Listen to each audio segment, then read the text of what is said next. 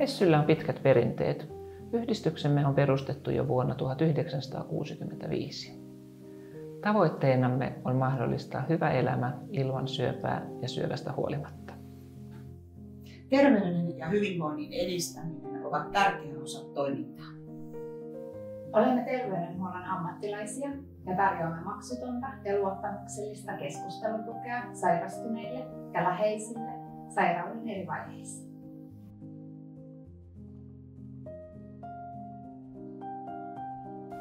Järjestämme erilaisia ryhmiä ja kursseja ja toteutamme webinaareja ja luentoja. Koulutetut vapaaehtoiset vertaistukijamme ovat tukenasi. Heillä on omakohtaista kokemusta syöpään sairastumisesta, joko potilaana tai läheisenä.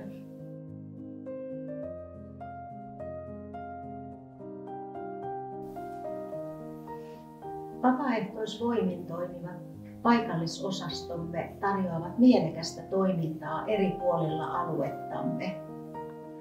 Me Essyssä haluamme tarjota sinulle tietoa, toivoa ja tukea polkusi eri vaiheissa ja auttaa sinua matkalla sumusta selkeyteen.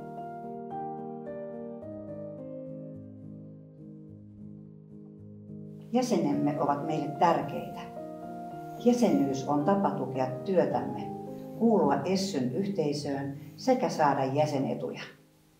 Yhdessä olemme enemmän, joten liity jäseneksi. Kun syöpään liittyvät asiat askarruttavat mieltäsi, ole rohkeasti meihin yhteydessä. Älä jää yksin. Olemme sinua varten.